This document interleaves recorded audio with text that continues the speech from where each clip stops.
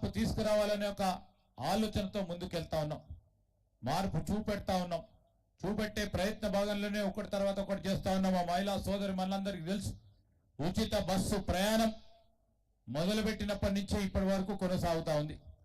ఇక్కడ ఉన్న 100% మంది నాకో మా లేకుంటే మా లక్ష్మణ్కో మా దినేష్కో లేకుంటే శైలేందర్కో 200 యూనిట్ల కంటే ఎక్కువ ఖర్చు చేసే ఇళ్ళకు తప్ప ఈరోజు ఎవరికి కూడా కరెంటు బిల్లులు వస్తలేవు.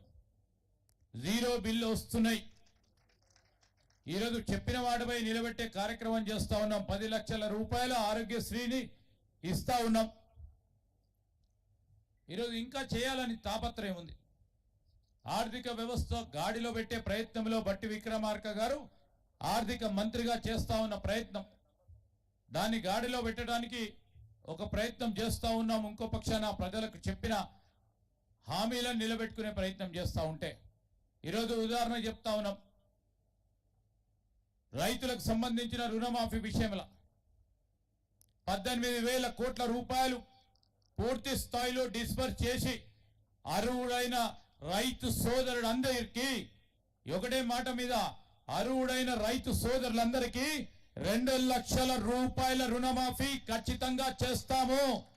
వెనకాడేది మొన్న ధర్నాలు చేసిన వాళ్ళు కొంతమంది బీఆర్ఎస్ వాళ్ళు. మేము అడుగుతా ఉన్నాం, 10 మంది చేసిండట. 10 మందిలో ఆ 9 మందికి రుణమాఫీ జరిగింది. పేరు చెప్పమంటే చెప్తాం. ఈరోజు మేము అగ్రికల్చర్ డిపార్ట్మెంట్ని తీసుకొని ఈరోజు రానోళ్ళు ఎవరైనా ఉంటే కొన్ని సాంకేతిక పరమైన సమస్యల వరంగా కొన్ని రాలేదు. కొన్ని బ్యాంకులు కొన్ని సాంకేతిక పరమైన ఇబ్బందులు పెట్టింది. దాన్ని కూడా పరిష్కారం చేసే ఆలోచన చేస్తా ఉన్నాం. ఎక్కడ కూడా ఎవరికి కూడా ఇబ్బంది పెట్టొద్దనే ఒక ఆలోచన ప్రక్రియ భాగంలో ఈరోజు వ్యవసాయ శాఖ మంత్రి గారు కానీ, తుమ్మల నాగేశ్వరరావు గారు కానీ, ముఖ్యమంత్రి గారు, ఉప ముఖ్యమంత్రి గారు ఈరోజు రైతు రుణమాఫీ విషయంలో 8 నెలల కాలయంలో వారు ఏం చేసిండ్రు, 1,00,000 రూపాయలకు 5 సంవత్సరాలు తీసుకుంటారు. మొదటి సంవత్సరం పావుల, రెండవ సంవత్సరం ఇంకో 10 పైసలు, మూడో సంవత్సరం ఇంకో 10 పైసలు, నాలుగో సంవత్సరం ఇంకో 10 పైసలు. ఎలక్షన్లు వస్తున్నాయంటే మొత్తం 1,00,000 రూపాయలు ఇచ్చే ప్రయత్నం చేసిండ్రు 4.5 సంవత్సరాల కాలయంలో.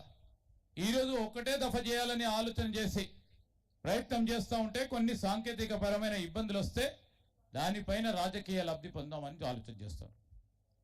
మేము చెప్తా ఉన్నాం. ఈరోజు ఇంకో పక్షాన రాజకీయ అంశాన్ని పట్టుకుంటే 2 టీఆర్ఎస్ వాళ్ళు ఎమ్మెల్యేలు ఓటుకుంటే నిన్న హైదరాబాద్లో అది కాంగ్రెస్ పార్టీపై అంటుర్రా. న్యాయమా ఇది? బీఆర్ఎస్కు